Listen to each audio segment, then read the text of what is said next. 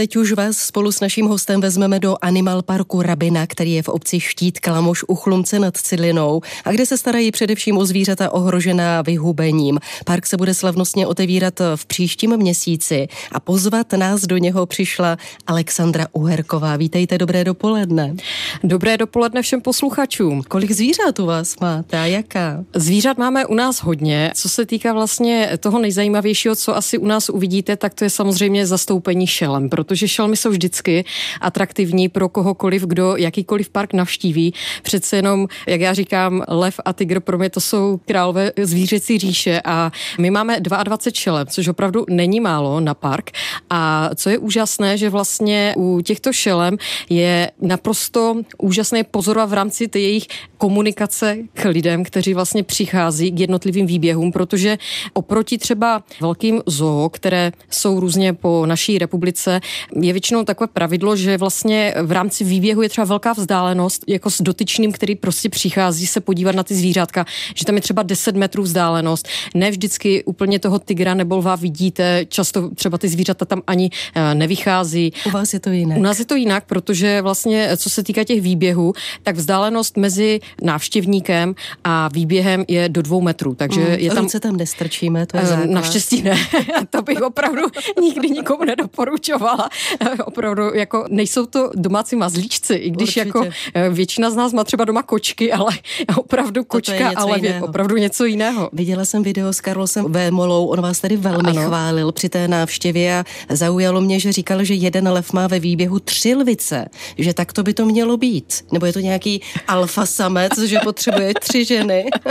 Zajímavá otázka, protože ty jste mi docela dostala tady s tímhle z hlediska říše zvířat. Ono jako, kdybychom se bavili o lidské říši, jako tady v tomto tématu si myslím, že naše republika je velmi pokroková. Už bohužel se přibližujeme trošičku asi už směrem jako k jiným náboženstvím, ale co se týká říše zvířat, myslím si, že by to mělo být standardně 1 na 1, ale možná, že to prostě i u těch zvířat je jinak.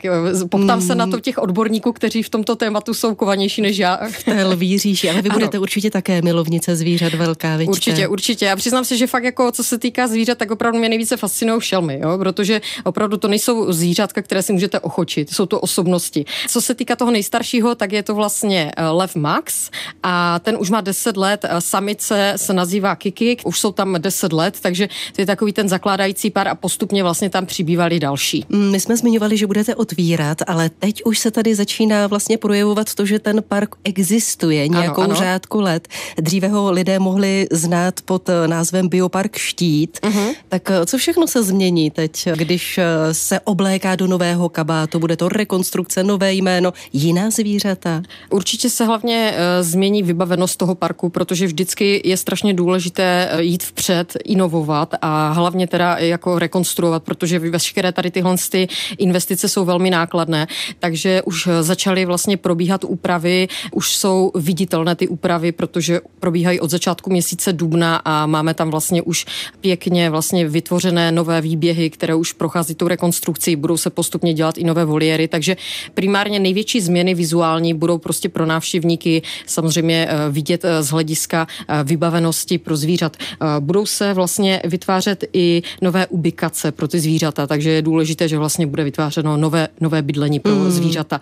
No. Vím, že dřív veterinář jezdil pomáhat i do amazonského pralesa, kde řádily ničivé požáry, bylo to celé tak humanitárně propojené, v tom chcete také pokračovat? Určitě bychom rádi v budoucnu samozřejmě i projekty dělali nadnárodní, protože říše zvířat by neměla být jenom lokalizovaná na náš park, ale samozřejmě pokud vzniknou jakékoliv další situace, které budou mít mezinárodní přesah, tak určitě naším cílem bude se aktivně zapojovat. I z toho důvodu vlastně budeme vytvářet veřejné sbírky, které prostě samozřejmě dle zákona poté budou moci i takovouto aktivitu činit. No, staráte se krásně o zvířata, kdo u vás byl už, tak má tu představu, že je u vás čisto, zvířata opravdu vypadají spokojeně. Krmení velmi často ukazujete návštěvníkům, což je obrovský zážitek. Určitě, tady tohle si myslím, že je právě velmi zajímavé, protože návštěvníci, kteří dorazí o víkendu, v sobotu anebo v neděli, pravidelně se mohou na krmení těšit, a to v 11 a vždy v 15 hodin. Takže pokud se chcete opravdu přijít podívat na to, jak to probíhá, když právě divoké šelmy mají hlad a potřebují nakrmit, tak určitě přijďte v 11 anebo v 15 hodin vždy v sobotu a v neděli. Jinak, co se týká otvírací doby, tak vlastně máme v rámci května ještě otevřeno vždycky ve středu a v pátek. Vždy začínáme od 10 hodin do 17. V červnu to bude ve středu zase od 10 do 17, o víkendu od 10 do 17, no a potom budou všední dny přes prázdniny, protože to začne sezóna hlavní, tak to se snažíme vlastně otevřít park každý den a bude otevřený každý den a bude to od 10 hodin do 18. Takže já věřím, že si návštěvníci, především teda děti a jejich rodiče u nás určitě užijí a veškeré informace vlastně budete moci vždycky zjistit na webových stránkách. Animal Parku. Ano, www.animalparkrabina.cz nebo na sociálních sítích Instagramu a Facebooku, které nesou stejný název. Říká Alexandra Uherková z Animal Parku Rabina u Chlumce nad Cidlinou, tak ať se vám dál se zvířaty daří a děkujeme za pozvání. Naschledanou. Děkuji, naschledanou.